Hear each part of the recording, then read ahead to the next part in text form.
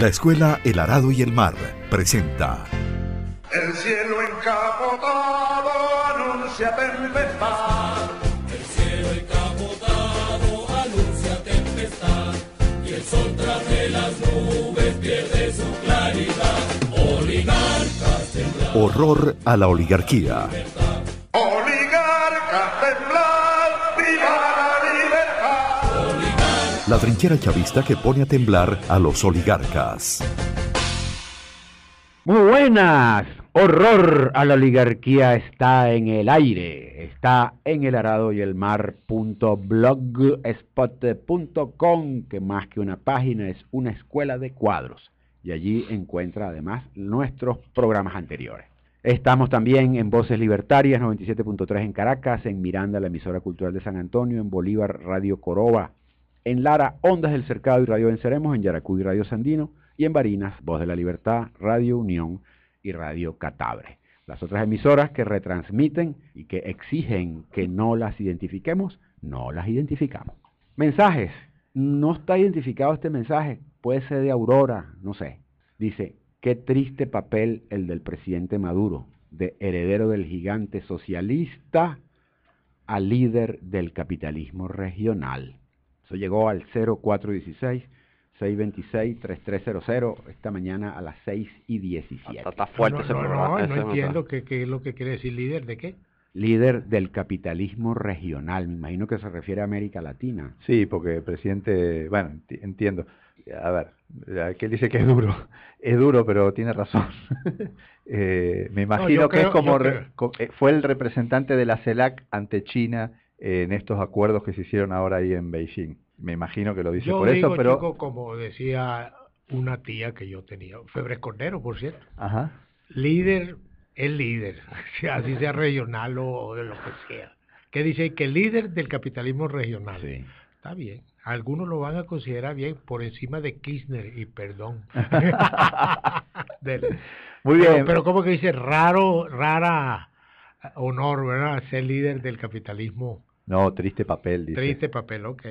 Muy bien, Aurora. Bueno, creemos que es Aurora. Vamos con el texto rojo de hoy, texto que hemos intitulado La revolución saltó la talanquera o el suicidio de negar al Che. Un extraño comportamiento se ha presentado en todas las revoluciones triunfantes. Al paso de algunos años, saltan la talanquera y regresan al sistema que querían superar. Es importante estudiar este comportamiento. Será muy útil para corregir los extravíos en nuestra revolución. Oye, yo creo que después de este título deberíamos de agregarle una S al título del programa. Horror a las oligarquías. Ajá. No una sola. Fíjate tú, está muy bueno el primer párrafo, porque una revolución, lo primero que se propone, sobre todo una revolución socialista, es cambiar todo lo que haya que cambiar todo el complejo sistema de valores del sistema capitalista, que es el causante de todos los males de la sociedad, no reproducirlo como en efecto se está haciendo. Está bravo el hombre ahí. Sí. Bueno, sí, está bien. Todo el mundo está bravo, desde Aurora hasta Saturno. Ahora fíjate, eso no es una especulación, eso es una descripción de la realidad. Un clamor de la realidad. No, brota de la realidad misma y es un fenómeno que hay que estudiarlo. Vietnam, China, Rusia, todo.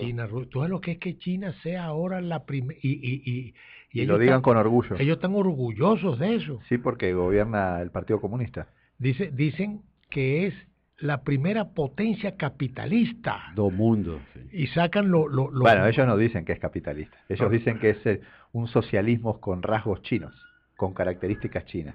Bueno, dijeron que no habláramos grosería, pero fíjate tú, el problema es el siguiente, es la primera potencia según los indicativos, los números de un país capitalista, que es el PIB, reservas internacionales, ¿verdad? Compañía, eficacia, exportaciones, presencia transnacionales. Tiene miles de transnacionales ahí. Y por si alguien duda de si eso es capitalismo o no, tiene los mayores índices de contaminación. Sí. Y la provincia que tienen como emblema y han agarrado en Aragua, Tare y aquella gente y tal, Chandón, es la que tiene más contaminación en el mundo. Y la que tiene menos expectativa de vida. Y no sabemos qué número de suicidios. Y explotación de mano de obra infantil todavía. Sí, claro. No, mano de obra esclava. Mirá, hay un artículo muy bueno, muy denso, que lleva tiempo leerlo, tiene muchísima información y es muy importante leerlo, que está en Aporrea, pero ya debería estar por los días que tiene ahí publicado ya en el archivo. Pero es de un economista también muy bueno argentino que se llama Claudio Katz. Ajá. Se llama China, un ejemplo para no imitar, o algo por el estilo. Sí. Lo recomendamos enfáticamente. Y está en el Ahora último ese- número de la revista Punto Final. Ah, lo publicaron en Punto Final. Ese Claudio Katz. peleó con Atilio Borón. No. No, Claudio Katz es un un investigador de un centro de investigación muy importante, se llama el CONICET en Argentina, profesor de la Universidad de Buenos Aires y es fundador de una corriente que nace en el 2000 que se llama Economistas de Izquierda, un tipo de izquierda muy pero bueno. Atilio Borón le refutó algo y después los trotskistas lo atacaron. Ah, ¿Te acuerdas? Y Atilio Borón se defiende y habla de los ambos son amigos dogmáticos. de Humberto, así que no vamos a hablar mal de ninguno de los dos. No, en serio, recomendamos, muy importante ese artículo de Claudio Katz sobre China. El Che Guevara advirtió de este peligro y escribió: se corre el peligro de que los árboles impidan ver el bosque, persiguiendo la quimera de realizar el socialismo con la ayuda de las armas melladas que nos legara el capitalismo, la mercancía como célula económica, la rentabilidad, el interés material individual como palanca, etcétera, se puede llegar a un callejón sin salida. Y si arriba allí, tras recorrer una larga distancia en la que los caminos se entrecruzan muchas veces y donde es difícil percibir el momento en que se equivocó la ruta. Oye, puso la voz igualita a la del Che, ¿verdad? No, parece Winston Sí. Bueno, dale. No, mire, hay que decir que ese fragmento que le ayuda ahí del Che Guevara a Humberto sale en El socialismo y el hombre en Cuba, que Ujú. hay que eso se lo recomiendo también a las personas leerlo, que hay en ese artículo, es una carta más bien que hace... A Armando Hart. No. No. No. A Al Quijano, al director de la revista Marcha de Uruguay. de Marta, sí. Bueno, hay que decir... Periodismo del bueno. Fíjate que es interesante que lo redacta en un avión cuando viene del campo socialista De y Praga, de ¿no? África, viene y ha visto la realidad. Porque el Che Guevara tenía una gran ventaja sobre todos los teóricos y tal, que se alimentaba, leía en el libro de la realidad. Entonces él tiene una revolución enfrente, que es la revolución cubana, y ahí aprendió muchísimo. Y además, después va para la Unión Soviética, el campo socialista, y se da cuenta que lo que aprendió de socialismo en la Sierra Maestra estaba siendo deformado en la Unión Soviética. Y entonces es un hombre muy especial, porque es teórico, un científico. Oye, un científico. Era un científico de médico y después un científico social. Ahí está el valor de los intelectuales de verdad. No, y además era un hombre que no le temía a la polémica, tanto que la estimuló tanto que hizo un gran debate sobre el socialismo en el que se nutrió del pensamiento de tipos que estaban a favor de la Unión Soviética y que que seguían esa línea en El Cuba, cálculo económico. y de otros intelectuales muy críticos europeos y de otras partes del Oye, mundo. pero es que el Che hay que hacerle un programa especial, pero el Che llega y está ya en el Ministerio de Industria dando una charla y tal, y sale uno de esos siempre que son irreverentes y tipo hasta maleducados, si tú quieres, pide la palabra y dice, claro, usted habla ese poco de Pepa que está hablando ahí, porque en su casa violan la lista, la libreta que tenían de Ajá. alimentación, ahí comen mejor que todos nosotros, y tal, le forma un Pepa. Reciben más lechuga. Y más lechuga. Entonces el Che, bueno, nada, salieron de ahí y el Che va para su casa a preguntarle allá a la muchacha qué pasaba. No, sí, que nos dan una cosita de más y tal. Oye, vale. El Che, bueno, se puso bravo, arregló en su casa que no le dieran de más y fue a la próxima reunión, le dice, usted tenía razón, yo me critico y ya eso lo corregimos y tal. Lo arreglamos. Pero fíjate eso, aquí cualquiera, nosotros sacamos una columna, bueno, nosotros no somos el Che ni nada que se parezca, pero, no, a lo mejor sí se parece un poco. Mira, sacamos una columna diciendo dos cositas de Maduro y el hombre prendió a insultarnos. Y a veces, ¿Ves la diferencia? Y eso que no hablamos de él, ni de su familia, ni de su casa. Ni de su nada, lechuga. de su ideología. No, y ni siquiera de él. Digo, mira, es malo reunirse con Cisneros.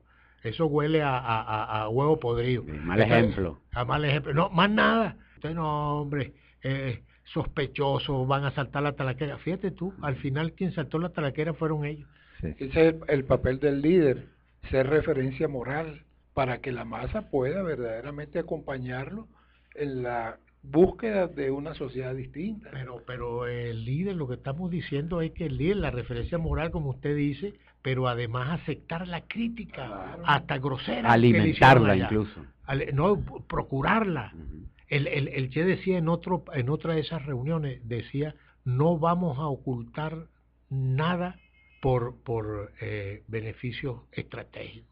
No vamos a ocultar nada. Que dicen, no digas eso. La no es cuestión de Sí, Estado, sí. no es la razón conveniente de Estado. ahorita, no es conveniente y tal. No, Y Fidel decía, nos importa un bledo lo que piensa Sí, el enemigo. Fidel y el Che son la misma Bueno, cosa. es la misma cosa. Son de la misma madera, igual que Chávez. Chávez dice, hay algunos compañeros que incluso nos hacen críticas muy, muy duras. Bienvenida a la crítica. Vamos. Aquí está lo fundamental de la respuesta, en el párrafo que leímos del Che.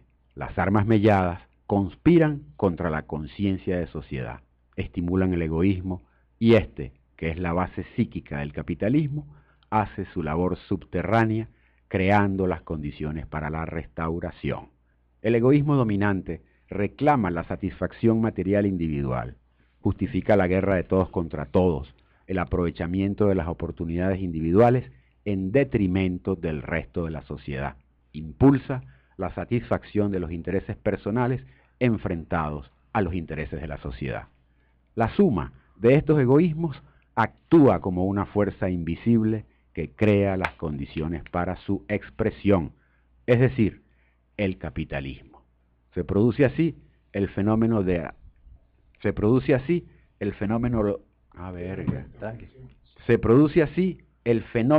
la restauración en las revoluciones.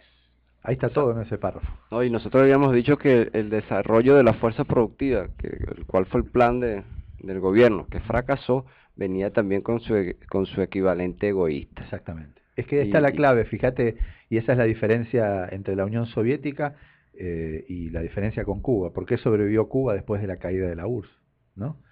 Está todo. Si vos no combatís el egoísmo, arrancamos como arrancaba Saturno el programa, ¿no? Si no cambias ese sistema de valores, la cultura, y te recostás en lo material, creyendo que con lo material podés cambiar la conciencia, estás en el horno. No lo vas a lograr y no lo logró nadie.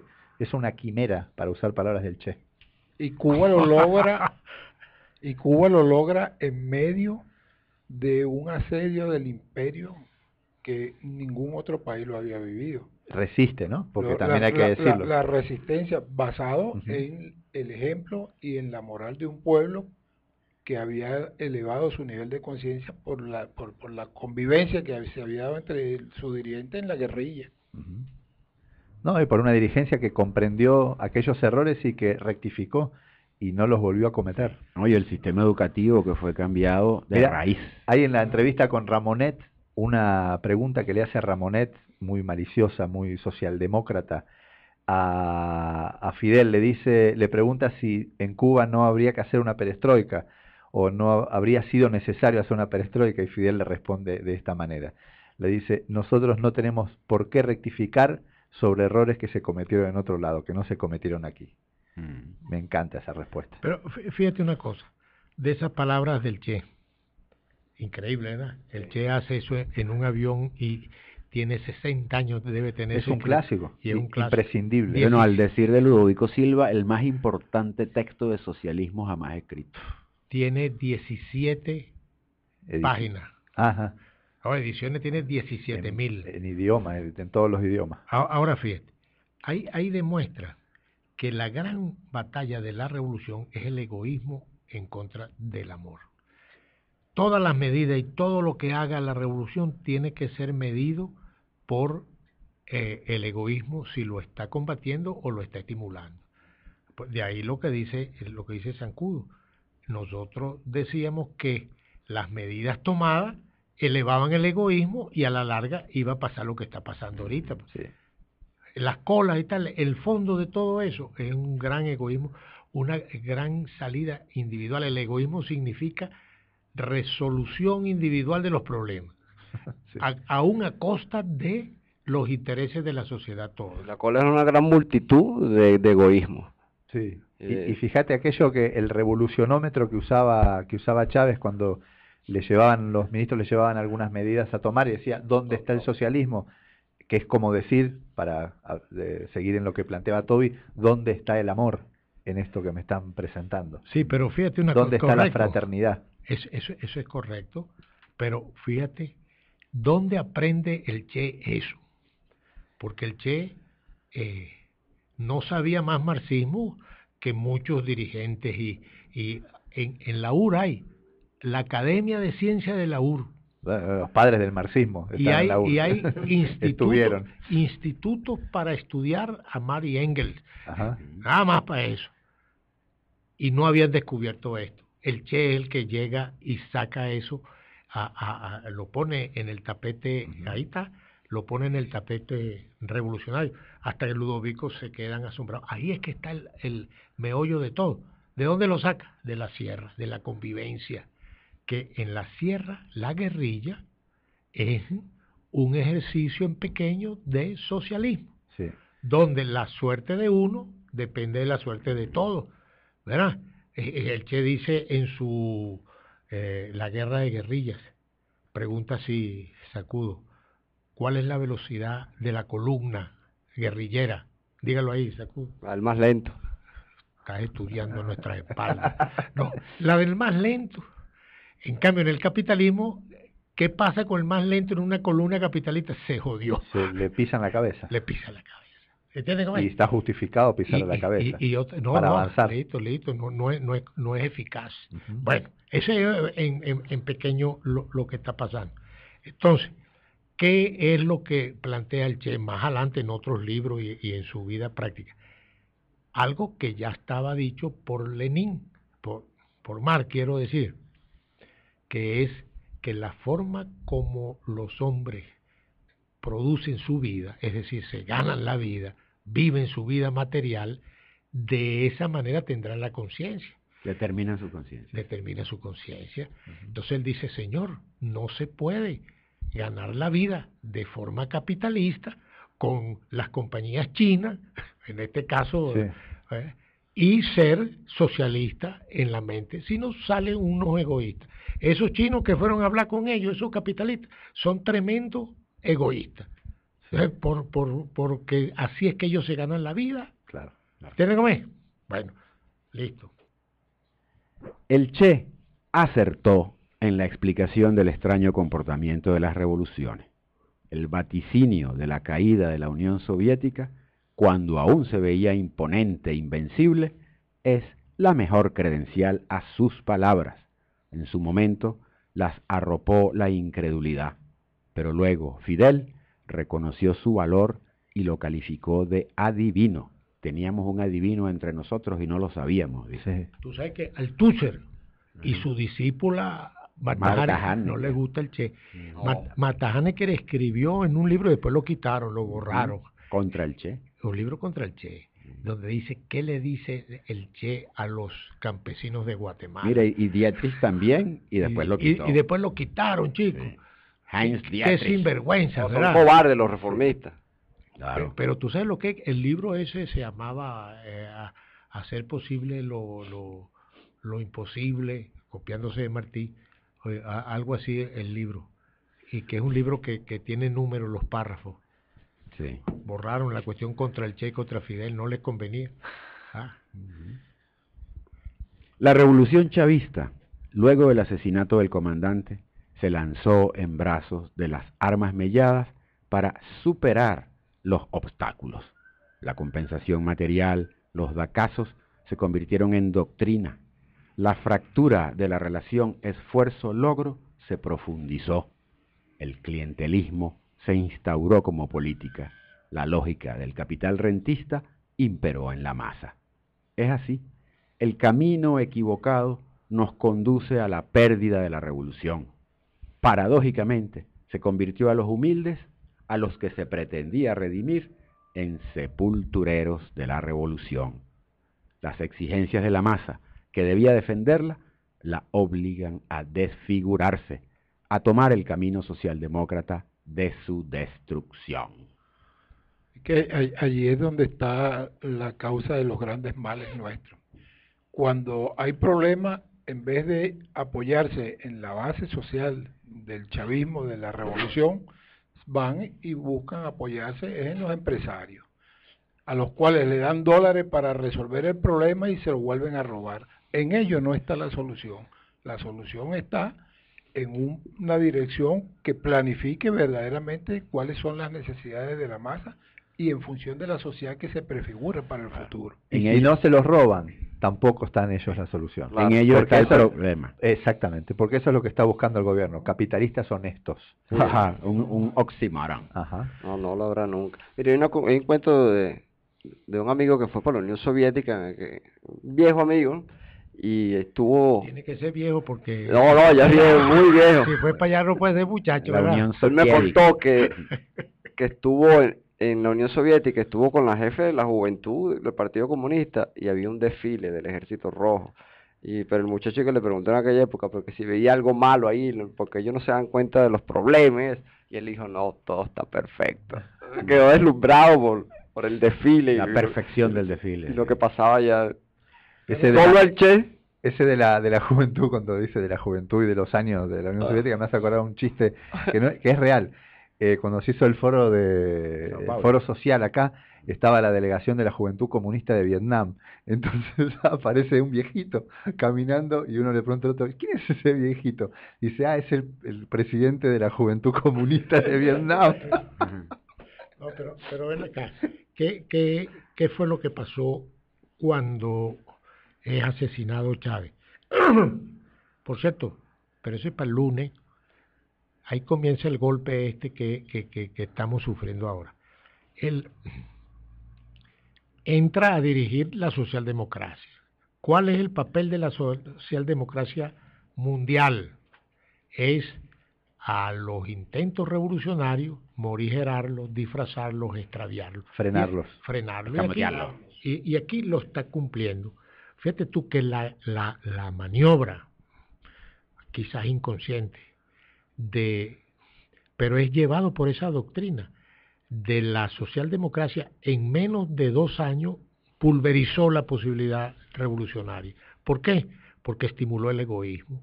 Entonces, ¿qué dijeron en las reuniones allá? No, un momentico, aquí lo que hay que hacer es lo material, subir la fuerza productiva, darle a la masa sus da caso, que compren sus cosas, ¿verdad? Llenar esto de dólares, que es lo que andan buscando en China para ganar las elecciones del 2015. Eso no lo inventamos nosotros, lo dijo Temir Porras en aquel memorable artículo. ¿Usted tiene ese artículo guardado? Acá no, sí, lo tengo. Okay. Cuando dice que a la gente hay que darle las cosas materiales, porque si no, no nos van a votar. Lo dice así. No, pero es que lo dice así, y lo dice Jesús Farías. Dice, a la burguesía hay que darle los dólares para que le dé, a la masa le dé las mercancías, pues. Sí. Y si no, nos van a tumbar. Entonces, la socialdemocracia democracia llega con esa ideología y produce esto, que es la yugulación de la revolución. Sí, sin duda. Ahora, se hace urgente desandar el camino. Ahora se hace urgente enderezar los entuertos.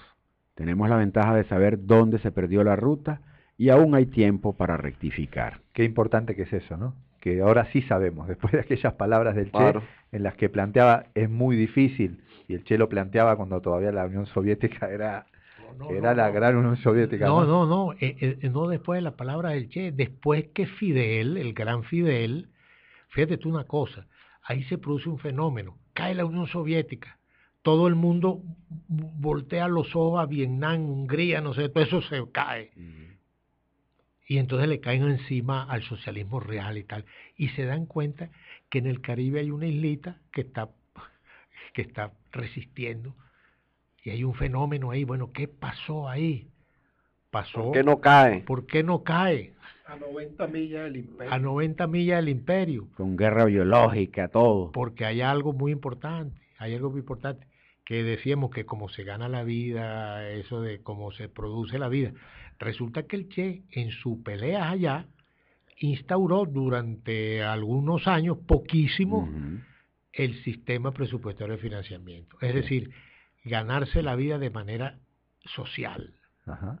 Y ahí el Che no era muy querido. O sea, no era muy querido, no. Esa teoría del Che era desechada y ganó la teoría de la Unión Soviética. Algunos PCB no lo querían de allá. Económico. Ni los rusos. Exacto. Pero entonces, cuando aquel pueblo responde al periodo especial, Fidel, que es el gran Fidel, se da cuenta que viene, el origen es de aquella existencia en el sistema presupuestario de financiamiento. Entonces dice, revisan el Che, el pensamiento del Che. Por cierto, hay un libro, Tablada, que es de la Casa de las Américas. Ajá. Cuando van a bautizar ese libro, a darle el premio a Tablada, por cierto, yo creo que se cambió, bueno, ese es otro cuento. Fidel dice eso, porque ahí está el pensamiento del Che, que sustenta la resistencia de Cuba. Dice que que teníamos un adivino. Que teníamos un adivino. Ajá. Teníamos un adivino. Él reivindica el pensamiento de Che, y de ahí el Che se reivindica ese pensamiento, que el Che estaba reivindicado ya como guerrillero, pero ahora como teórico y adivino. Sí. Nada más. ¿Termina el caramelo de sacar el caramelo? Sí, seguimos con el texto. Hay que declarar con valentía la emergencia revolucionaria. Entender que por nuestros errores entramos en terreno de la democracia burguesa, adoptamos su lógica, nos empapamos de capitalismo. Es necesario encarar los problemas, intentar solucionarlos con un audaz golpe de timón hacia el socialismo, rescatar con un latigazo ético la conciencia de sociedad. Yo no estoy de acuerdo que dice entramos. Había que poner nos anclamos. O entraron. No, nos anclamos. El problema no era entrar. Había que entrar porque esa es la revolución pacífica. Lo que no había era que quedarse en esa fase. Había que transformar esa democracia burguesa. Pero no dice entramos. Sí, bueno, ¿y por qué aquel leyó entramos? Intentar solucionar. Entramos en terreno de la democracia burguesa. Listo, igual quedó bien, yo ahora lo arreglo. Yo nunca me equivoco. Dale, pues. La revolución se pierde. No, ya va. Sí, la revolución se pierde. La revolución se pierde en el capitalismo. Y este solo tiene un antídoto: el socialismo. Revisar las alianzas con los antesocialistas, como los chinos, los rusos, que ahora son fuente de capitalismo. Se está produciendo un fenómeno.